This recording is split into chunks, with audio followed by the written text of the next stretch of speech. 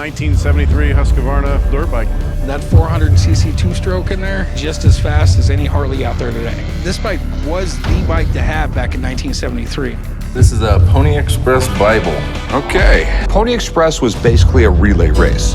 The riders would change horses every 15 miles, and every 100 miles, they would just change riders completely. First customer of the day brings in something legendary, a Pony Express Bible. Yeah, you heard that right. This guy claims it's one of only 300 ever printed in 1859, handed out to Pony Express riders. Rick's instantly interested but skeptical, because this show has taught us that for every real artifact, there's 5 found it in a barn fakes waiting to happen. Seller says he wants $5,000. Rick's eyebrow instantly twitches. What do we have here?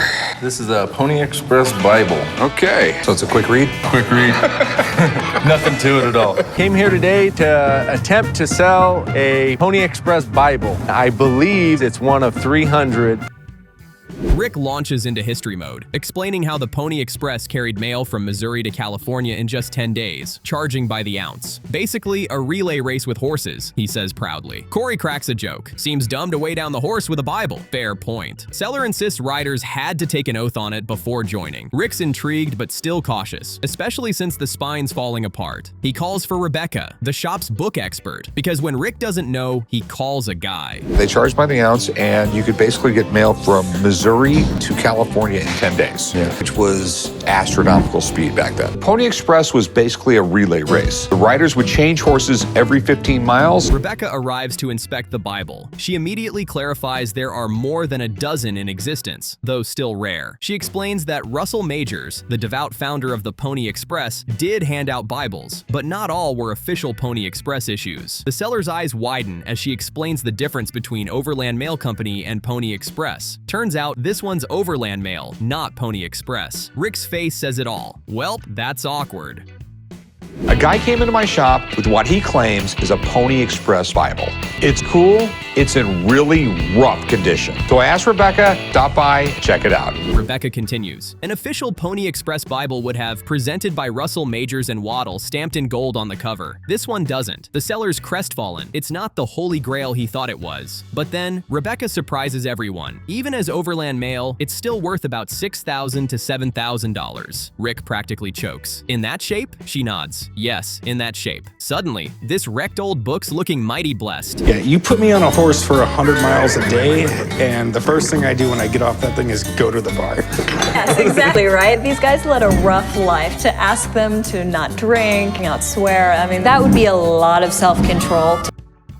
Rick starts negotiating. Seller wants $5,000. Rick goes in at $2,500. The seller holds strong, saying collectors pay top dollar for rare Americana. Rick argues, yeah, but 99.9% of people don't want a $5,000 Bible. They go back and forth until Rick locks it in at $3,000 flat. The seller hesitates, then takes it. Another deal sealed, another relic saved from a dusty attic. Rick's grin says it all. Holy profit, Batman. I had no idea this thing would be worth that much, especially when it's not actually a Pony Express Bible. But it's a great piece of Americana, so I'm gonna try and buy it. Well, not a Pony Express Bible. What do you realistically want for it? I really want $5 grand for it. I'm not gonna do $5 grand.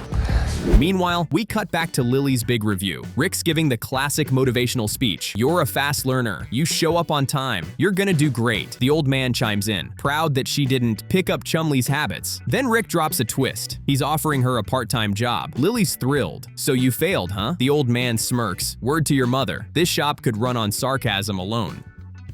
I hope that whoever they call in is familiar with the book or can do some research quickly and find out exactly what I have. All right, you've been here for a year. I think you've done great. You're a fast learner, show up at work on time. You're gonna do well in life. Back on the floor, Lily's first paid day is off to a rough start. Chumley's got her polishing silver. She's confused. I don't even know how to polish silver. Chumley just shrugs. You'll learn. Rick catches her mid-buffing and realizes Chum's using her as free labor. He's not turning Lily into his personal assistant again. Rick scolds him. And honestly, dad energy level, maximum. Red side first. You gotta put some elbow grease into it. Okay, doesn't seem like something I should be doing. I don't even know how to polish silver. You'll learn, trust me. This is what Rick wants. I'm really glad Lily got hired at the shop. I felt a little bit guilty asking too much of an intern. Then, chaos. Chumley and Corey are literally tossing a football around inside the shop. Rick storms in mid-play. "You guys are at work," Chumley protests. "I'm on my lunch break in 10 minutes. It's pre-lunch." Rick's unimpressed. "Maybe you're just mad Lily's not doing your work anymore." Rick shoots daggers. The tension? Palpable. The comedy? Peak Pawn Stars. What have I told you guys about playing ball? Interception! You guys are at work. Can you hand me that ball? No, it's not a place to play, place of work. We're not playing. We're throwing the ball. I'm on my lunch break. Next customer enters, Rabbi Mel Hecht, holding a haunting World War II poster. The text reads, "All the men of Litis, Czechoslovakia, have been shot." Rick's instantly moved. It's dark, powerful, and unlike any poster they've seen before. The rabbi explains it was made by Ben Shahn, depicting Nazi atrocities after the assassination of Reinhard Heydrich. Rick calls in, you guessed it, Mark Hall Patton, history wizard and hat enthusiast. Yes, I'm Rabbi Mel Hecht, and this is an original poster depicting the Nazi brutality. That is, hold on. All the men of Lidic, Czechoslovakia have been shot. The women deported to a concentration camp. The children sent to appropriate centers. The name of the village was immediately abolished. Mark arrives and immediately identifies it, an authentic World War II propaganda poster by Ben Shahn. He breaks it down. Heydrich was assassinated. Nazis retaliated by wiping out the entire village of Litis. They killed everyone, erased the town, even the name. Corey shakes his head. "If you can read this and not get pissed off, there's something wrong with you." The rabbi nods solemnly. Amen to that. You look more like a rabbi than I do. Well, thank you.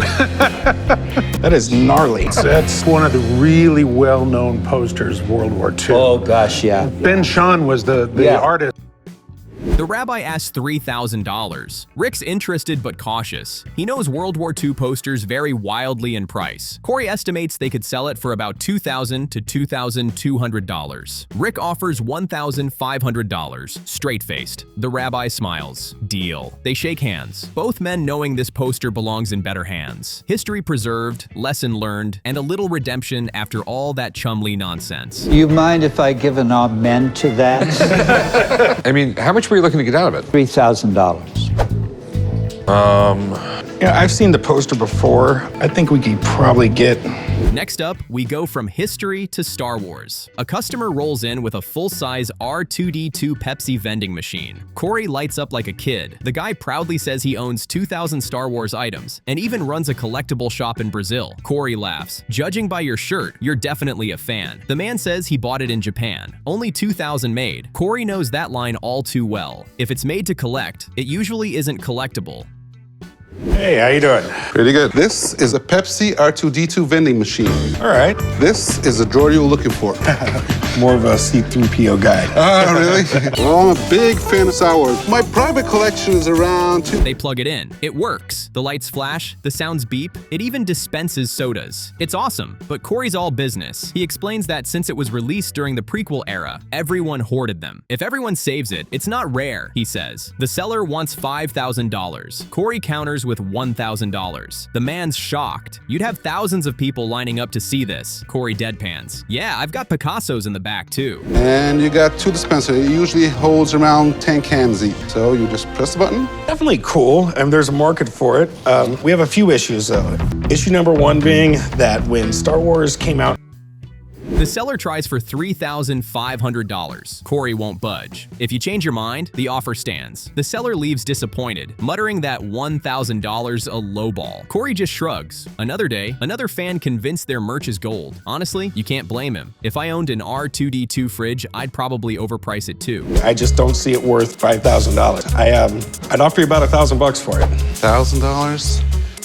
The thing is, you gotta think about the rarity of it. I mean, you probably will have thousands and thousands of people lining up at the front of the store just to see this thing.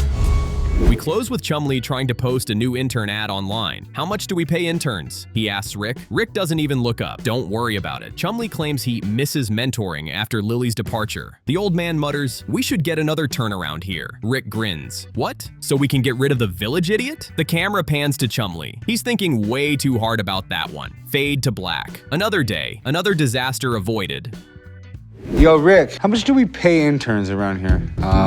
What do you want to know? Well, I was about to place an ad online looking for a new intern. I just want to know how much they made. Mostly. We kick things off with a supposedly Confederate-era knife dramatically labeled an Arkansas toothpick. The seller claims it was dug up near a Civil War massacre site, which would make it a historic treasure, if true. But Rick is instantly skeptical. The handle looks far too clean, almost suspiciously perfect, like it magically survived 150 years underground without even a splinter or crack. Rick isn't buying that miracle story for a second. I have here what I believe to be a Confederate knife. I'm told it's called an Arkansas toothpick. Looks like a shiv to me, man.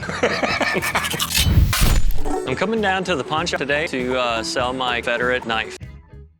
Rick keeps a straight face, but he clearly doesn't believe the buried treasure narrative. He tells the seller that while the style does match the era, the pristine condition raises big red flags. To get real answers, Rick calls in his blade expert. Because if this thing truly were authentic, we're talking serious Civil War money. The tension builds quickly. Everyone wants to know whether this is genuine battlefield history or just another well-polished story. Sometimes people's stories just don't add up. Even though this is the right style for a Confederate-era knife, and it definitely looks old, it doesn't look like it's been buried in the ground for over 100 years. So what do you want to do with this thing? I'd like to sell it. The expert arrives and delivers a mixed verdict. The knife might be real, sort of. The blade style checks out, the steel is legitimate, but the handle looks far too perfect for something supposedly buried a century and a half. Value ends up around $500. If fully confirmed, maybe $1,500 at best. Instead of a dramatic Civil War treasure, the seller gets a far less glamorous $400 reality check. Earlier, a guy brought in a knife claims it's from the Confederate Army. If it's real, it could be worth some serious money. So I called my buddy Jeff down. Hopefully, he can figure this one out. Guys always call me down to the shop whenever they have any type of antique sword, antique knife, any weaponry that has to do with blades. Meanwhile, Rick and Corey head out to inspect a 1970 Honda Z600, a car so tiny you could practically park it inside a smart car. The seller boasts that it's the first one off the boat, which sounds impressive until Rick lifts the hood. The engine hasn't run in 15 years, and now they're discussing starting it with ether. Corey watches nervously, looking like he's witnessing someone pull the pin on a grenade. Corey and I are on our way to go check it out. So what do we got here, man? The 70 Honda 600. All right. This is like the first one off the boat. There's not a lot of them left. Yeah, because every time one got in a car accident, they were done. You can step on it and the party's over, man. The seller goes big and asks for $4,000. Rick almost chokes, pointing out that the little car needs a full, expensive restoration. They offer $400 instead. The seller laughs and tries to spice things up by tossing in the can of ether as a bonus. A can of ether. Rick declines the gimmick, and they part ways. Chances are that tiny Z600 is still sitting in a field somewhere dreaming wistfully about its glory days. Oh, we know it'll run. When was the last time you put fresh gas in it? Oh, about 15 years ago. This would make a great restoration project. They look cool, and historically, they were the beginning of an era. This thing needs a lot of work, so I'm gonna have to get it for cheap. Next, a man walks in proudly holding a Rolex allegedly owned by Bernie Madoff. Yes, that Bernie, the infamous Ponzi scheme mastermind. Rick's interest rises, but not out of admiration. He ripped off old ladies, Rick mutters bluntly. Madoff is hardly the kind of notorious figure collectors get excited about. This isn't Capone-level infamy. It's just uncomfortable criminal history wrapped in an expensive wristwatch.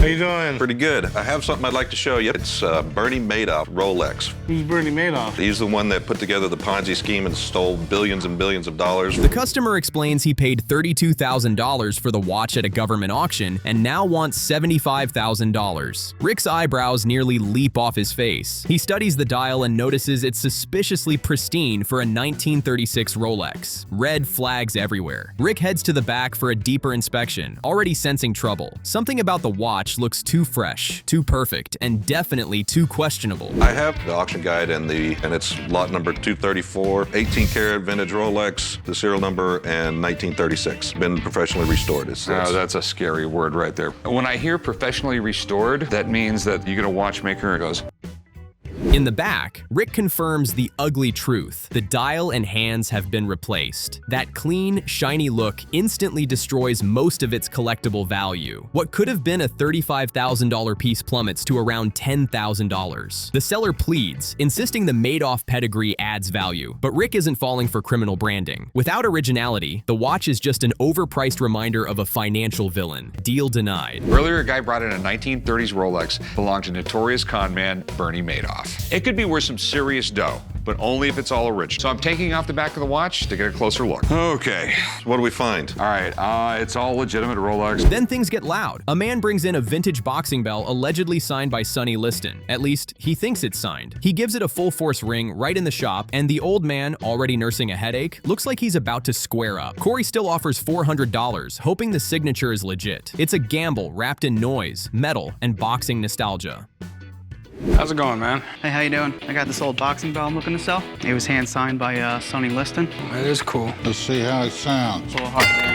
Oh, okay. That'll get your attention. Later, they bring in a signature expert who immediately shuts the whole thing down. The autograph is completely fake. The old man celebrates the revelation like it's Christmas, roasting Corey with every satisfied "I told you so." Corey takes the verbal beating, but at least they still have a cool, ridiculously loud bell to show for it. So I called my buddy Drew down to see if he can verify the signature. Guys call me in whenever they need signatures examined, and I'm the man for the job. See ya, old man. How are you, sir? Oh, I'm all right, Drew. I got a headache, so I'm not going to get up today. That's okay. Bought this bell the other day.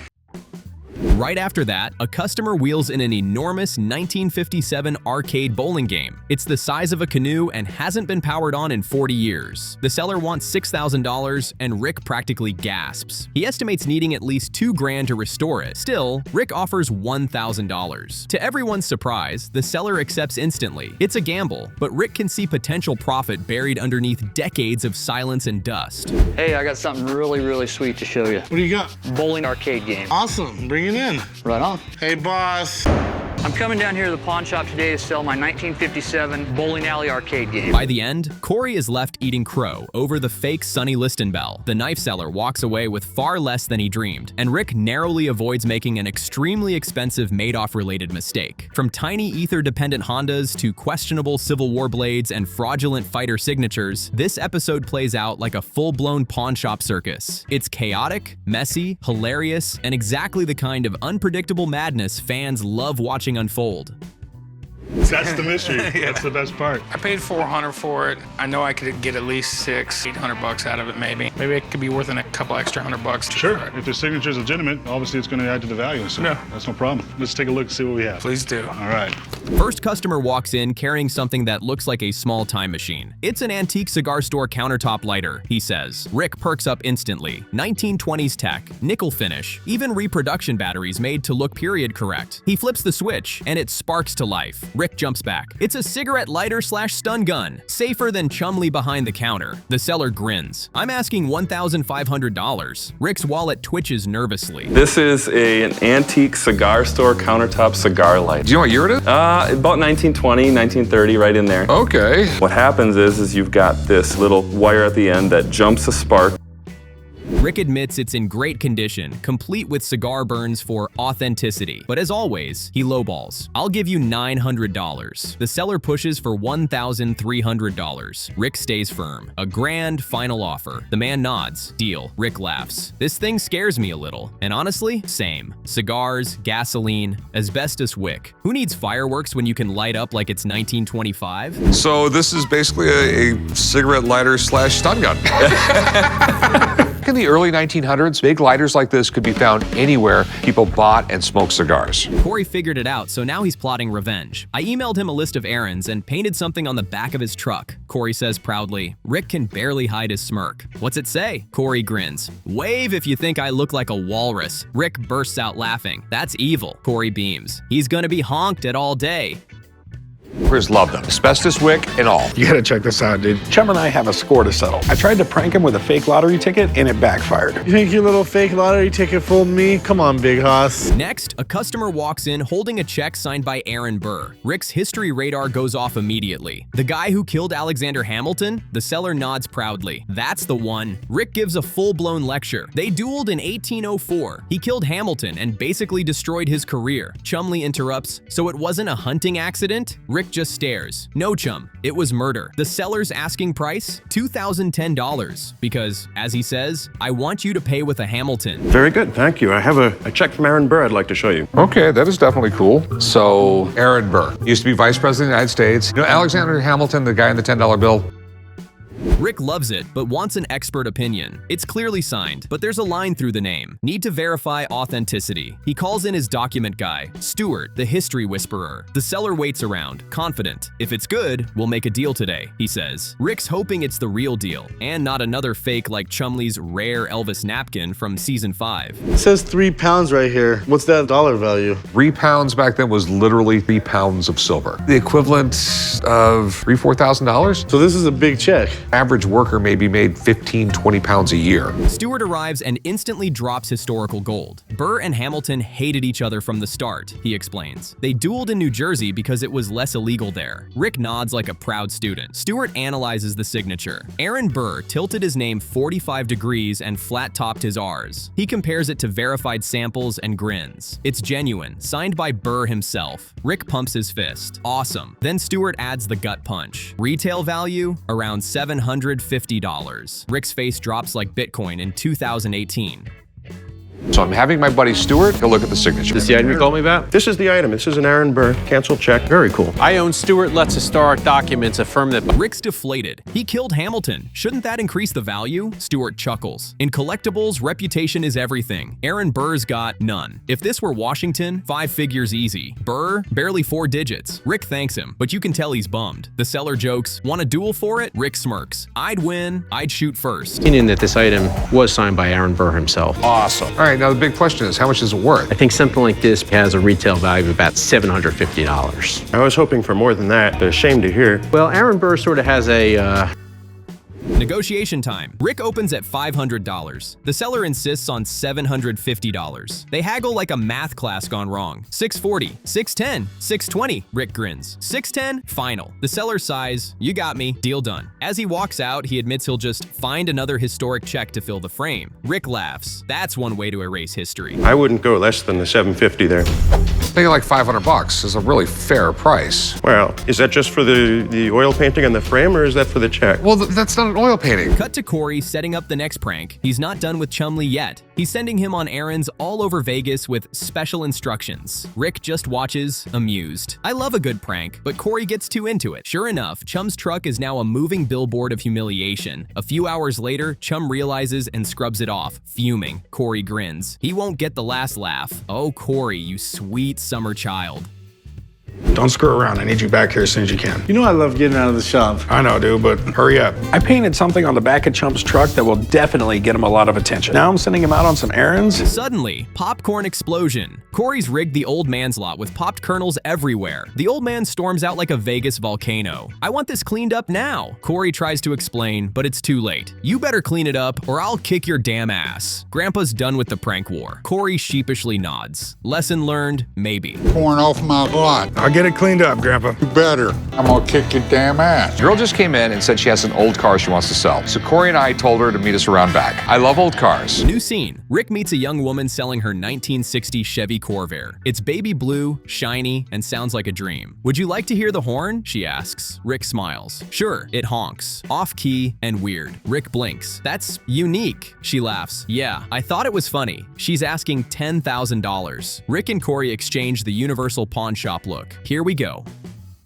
I thought it was really unique in its own way, so I had to have it. I think it's in pretty good condition. A lot of Corvairs are just rust buckets. I need to sell it just because I need some money for school. I'm hoping to get about $10,000. The least I'll take is about $6,000. Rick nerds out. This was GM's big innovation. Rear engine, air-cooled, like a Volkswagen. Corey adds, didn't Ralph Nader call it unsafe at any speed? Rick nods. Exactly, but collectors love them. The seller explains it's in great shape. New seatbelts, working horn, only slips out of gear sometimes.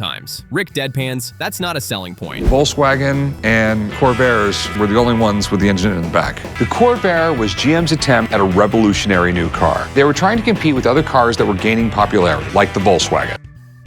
Rick takes it for a test drive with Corey. He's optimistic at first, until he starts turning. The steering's all over the place. Corey yells, you have to fight this thing. Rick laughs nervously. It's like driving a boat on land. Then they smell exhaust. That's not good, Rick mutters. Corey calls it death trap. Rick sighs. Still, there's money here, if the price is right. It is cool though. I mean, I really do dig it. What do you want to do with it? I want to sell it. I'm asking 10 grand. 10 grand. But by saying you're asking 10 grand means you'll already take less, right? Not exactly. They return the car and gently break the news. Rick explains the issues: gear slipping, exhaust leak, wobbly steering. You're asking way too much. The seller insists it's worth $8,000 by insurance. Corey nearly faints. I'd offer $3,000. Tops. She declines politely. No deal then. Rick shakes her hand, still smiling. At least now we know it drives, kinda. For $10,000. Well, you don't really need to spend too much on paint, and when she drives, she only slips out of gear if you're not going fast enough. That's not a huge selling point. You're asking too much for this car. Rick wraps up the dealist day with a sigh. Cool car, but not $10,000 cool. He and Corey walk back inside as Chumley and the old man trade sarcastic glares. Chum's ready to prank again, but Grandpa's done. Not funny, he barks. Corey and Chumley just smirk, already scheming. The old man growls, "You boys keep it up and I'll prank you into the next century." Cut to laughter and one very angry grandpa. I'll let Chumley have this round, but I'm still his boss, so I get to make him clean the toilets anytime I want. It don't even work. Corey, you're a moron. A woman brought in a really cool 1960s Corvair. Rick pops in one last jab. "Hey, Pops, popcorn's on me." The old man glares. "You moron." Rick laughs. Watch and learn, boys. Fade to black on the ultimate pawn shop truth. History, humor, and endless pranks. Just another day in Vegas. I couldn't take that. We're way too far apart. Thanks for coming by, though. Thank you. Want to let her out, Corey? Yeah. Corvairs can be great cars, or they can be like this one. A guy walks in claiming he has a piece of the Apollo 13 heat shield, and Rick's jaw nearly hits the floor. The guy's dad supposedly worked for NASA and got the piece as a model gift. But there's zero paperwork. Nada. Just a chunk of scorched mystery sealed in lucite. Rick's intrigued but skeptical. For all I know, your dad cooked this up in his garage. Ouch. Hey, how's it going? Oh, good. How are you? What do we got here? That's a piece of Apollo 13 heat shield. Dallas, we have a problem. It's Houston. Texas, isn't it? I decided to come to the pawn shop today to sell my piece of Apollo 13 heat shield. Rick calls in Mark, the go-to museum guru. Mark confirms it's definitely a heat shield piece, but here's the kicker. There's no way to prove it's from Apollo 13 specifically. So that whole "this is priceless" angle, flushed. You could see the seller's soul leave his body. Earlier, a guy brought in a piece of a heat shield that he claims is from Apollo 13. I have no idea if he's right, so I invited my friend Mark down to take a closer look. So what do we have? That's a piece of Apollo 13 heat shield. I'm the administrator of Clark County Museum, the Howard W. Cannon Aviation Museum. Then comes the negotiation meltdown. The seller shoots for $50,000. Rick hits him back with $2,000. That's not a counter, that's a body slam. The guy tries to compromise with $30,000, but Rick ain't budging. Deal dead. Seller storms out with space rock in hand. Drama overload. I wouldn't be willing to take anything less than $50,000. Oh no, 50,000 is not gonna happen. There's collectors out there, but they're only willing to spend so much money. So, I'm figuring I'd give you like $2,000 for it. I'd be willing to come down on it to... Cut to Corey losing his mind over a beat-up 1973 Husqvarna dirt bike. Thing looks like it's been through World War Z. The guy just wants $400 to get it out of his garage. Corey laughs, hard, offers $100. It's like watching a dollar store episode of Fast and Furious. A vintage dirt bike he wanted to sell. I'm a huge bike guy, so I told him to go ahead and bring it down. So what do we got here, man? I've got a 1973 Husqvarna 400 two-stroke old dirt bike. The guy pushes for $250, but Corey's got a custom plan brewing and can't justify it. They settle at $125, and the guy's just glad it's gone. But wait, Corey's not done. He hauls it to his buddy Danny to Frankenstein it into a rat rod bobber. Cue the mad scientist montage. Oh, they got shocks that give you almost 3 feet of travel in back of these bikes. I mean, this thing might have 6 inches at best, which means you're going off a jump and you're gonna feel every bit of it in your back. I'll tell you what though, man, 400cc two-stroke in there.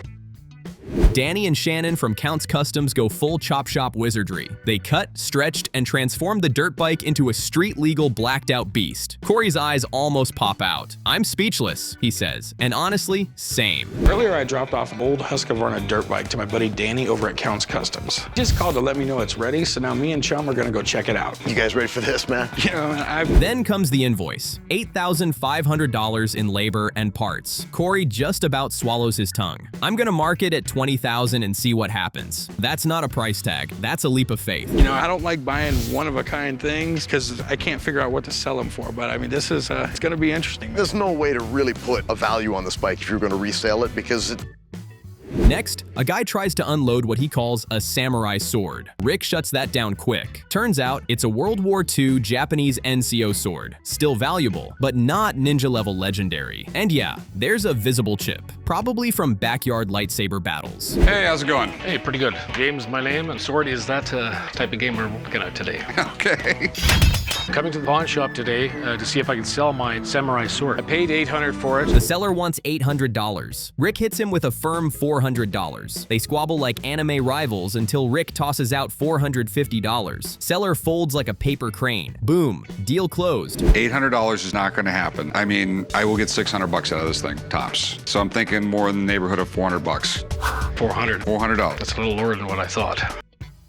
Now brace yourself. Comic book nerd alert. A guy walks in flexing an original Todd McFarlane Spider-Man page. Legit Marvel magic. He's asking $20,000 with no paperwork. Corey's like, that's a lot of K's for something I can't prove isn't fan art. Hey, how's it going? Hey, what I have here is a Todd McFarlane original comic book page from Amazing Spider-Man, and so help me, this is as good as it gets. Awesome. I came to the pawn shop today to sell my original artwork of Todd McFarlane Spider-Man page. As far as how much this page is worth, I'm gonna ask $20K. If you look at the composition, you see you got this diagonal with the Spideys, and it's counterbalanced by the Venom. And then right smack in the middle, you have this really terrific image of Spider-Man. Todd McFarlane was a really good cartoonist. He did a lot for Spider-Man. The seller swears it's authentic. Corey offers $1,000. That's a $19,000 reality check. The seller's ego hits the floor and shatters like Aunt May's china. Deal? Denied. He walks off, still convinced it's worth double. 2 or 3 years ago, there was a very similar piece. That page went for $10K, and do I feel that this page is worth double? Well, yeah, I really and truly feel it is. Unfortunately, what we have here is a piece of art that's going to be worth.